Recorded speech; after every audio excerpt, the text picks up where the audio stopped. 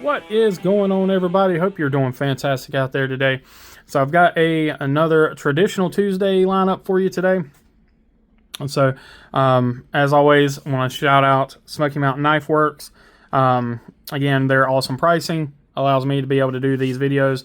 I've got a few lined up after I get through the Rough Riders. I've got 4 other slip joints that are recent pickups. So we do have the ability to keep this going for quite some time. And then plus I have a few other Rough Riders currently in my cart on Smoky Mountain. So be sure to check these guys out. It's smkw.com. I do officially have an affiliate with them. I'm waiting on the final approval email to come through, but I do have a code for them. It is not a discount code or anything like that. It's just a referral code. Lets them know who sent you. So that's going to be down below as well. It's SMKWBEDC. Should be simple enough. But again, that will be down below as well. And if you guys make any purchases through Smoky Mountain, if you can use that code, it does nothing but help the channel out, and I really appreciate it. Like I said, it lets them know, who sent you, and will help continue to allow me to give you guys some great content at no cost to you. So we'll go ahead and break into this. This is my first time checking this knife out, so I know exactly what it looks like, but I haven't seen this particular one. This is the VG10 Rough Ryder. So it is a aluminum bodied, kind of a modern traditional. So again, typical, budget Rough Ryder boxing. It's just a folded cardboard box. Inside you have a plastic bag. And then we have the teal, kind of a bluish teal color, and then black aluminum scales with a little separation there. We'll go ahead and check this guy out. So you can see you do have some textured aluminum there. It's not like rough texture, but you can definitely feel the texturing. The anodization on the aluminum seems to be really well done. Actually, I think it's anodized. It might not be. It might just be paint. I'll be honest, but it looks good. The lines are good on it. The separation is really good there. Looks like you have T6 construction, so it is a quote unquote modern traditional. So it does have screws instead of pins. The other side, the coating looks to be the same. You got a little slight discoloration right there in the black, but that could just be something that would wipe off. Not sure. Go ahead and take a look at the blade centering. Blade centering is perfect. So it does have stainless steel liners. You do have a match strike nail pull there. Good 90-degree spine. No jimping on the knife. No jimping anywhere else. So we've got really good tolerances here. It looks like everything is well lined up. We've got a little bit of smuts or something right there. Let's see if that's something that'll wipe off. Let me just grab a rag real quick and see if that's something that actually... Yeah, it looked like it wiped off. Yeah, it's starting to wipe off. So looks like it's just some leftover, something from the manufacturing. But so stainless steel back spring, and we don't have any real issues. We got a little bit of gapping there, not gapping, but a little bit there where the raw aluminum's peeking through from the coating. So again, I'm just going to go through these things. Like I said, with having it zoomed in like this, you can really see any and everything on the knife. So we'll go ahead and take a look at the blade for the first time. So this is, again, it's their VG10 model. So it's VG10 steel. This is the Wharncliffe, which you guys know I am a sucker for a Wharncliffe blade. So I went ahead and grabbed pretty much most of everything I grabbed is going to be a Wharncliffe. I'm going to go ahead and get some of this oil and stuff off of the blade real quick so we can really see how it looks.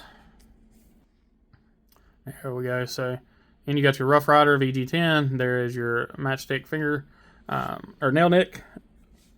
And then on the other side, it is just the model number, which this is the RR2202, and then of course manufactured in China. Go ahead and take a look at our grinds. So we've got a little bit of a spot there where there's still a little bit of a burr on the heel of the blade. So nothing major there. That should drop out. VG10s are really easy steel to keep up.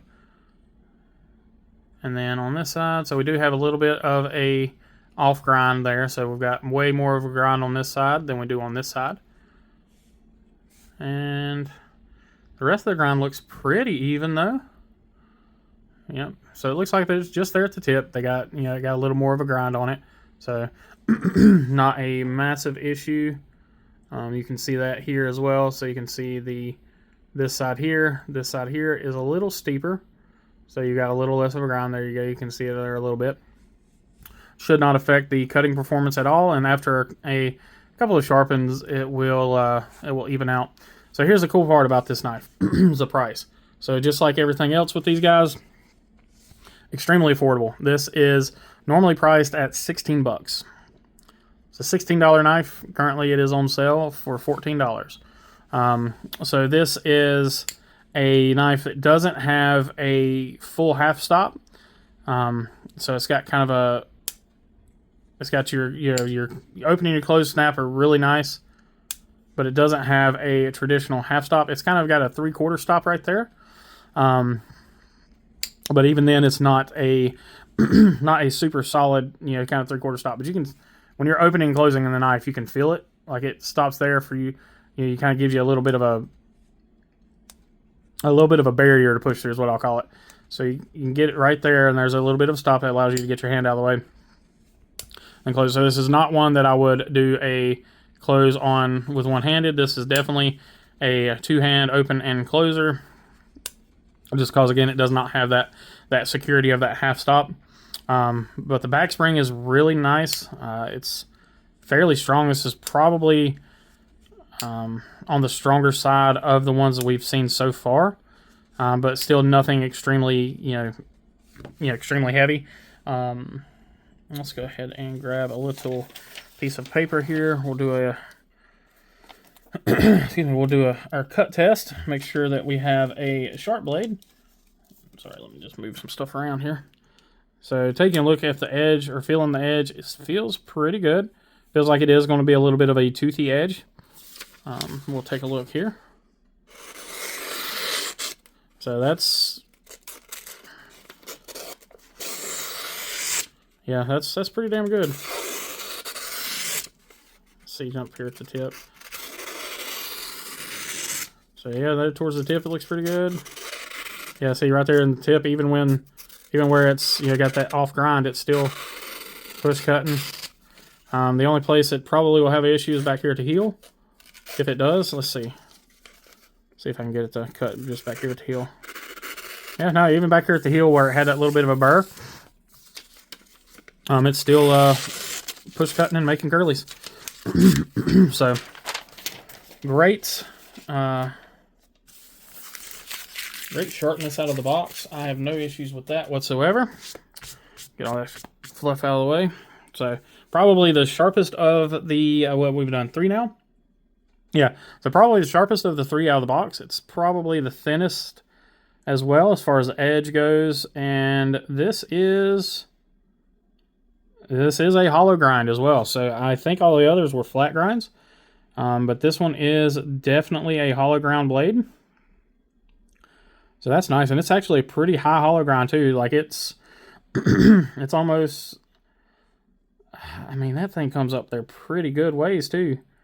So really nice hollow grind. Like I said, the only things that I've seen so far on it, like I said, I would like to see is, I would like a half stop on any traditional, any slip joint. I would like to see a half stop just for peace of mind, for safety. So that's something that I would ultimately like to see them change. So I mean, you can, you can close it one-handed. The spring's soft enough that you can do that. It's just I don't like not having that full stop there. So it's definitely not something I would recommend people doing. Outside of that, and then the only other question I would have would be what the longevity is of the coating. I can't tell what the coating is. It may just be a form of paint or something on there. So if that's the case, it's probably going to scratch fairly easily. But in this case, again, it's a $16 knife, so it's not something that's going to be a safe queen. This is going to be something you want to use VG10s are great still for a user knife. You don't have much of a sharpening choil, but traditionals aren't really known for that anyway. Got a great usable blade, very pokey, strong tip. I mean, as strong as you can be on a Wharncliffe. The blade is flexible, so I don't know if you can see that there. So it is a nice flexible blade. So getting into some heavy stuff will probably be okay. And that just shows that thin. It is a very thin, very slicey blade. So yeah, I really enjoy this one. I had a similar version of this knife. It was a two-bladed. I want to say it was a Stockman. I can't remember exactly, but either way, I carried it a little bit. I didn't carry it a ton, but I know that the edge retention was actually pretty decent on the VG10. It stayed sharp for a while. I used it a lot for processing food. Honestly, just apples. I'd cut up my apples and stuff for lunch with it, and that's just because my regular folders, I don't like using them for that. So, but yeah, so I'm really excited about these knives. I'm really excited to see what Rough Ryder has coming down the pipeline. I know they're doing some other modern traditional stuff. So yeah, so all right, guys. Well, I appreciate y'all. This is just a short video tonight, and partially because my voice is going out.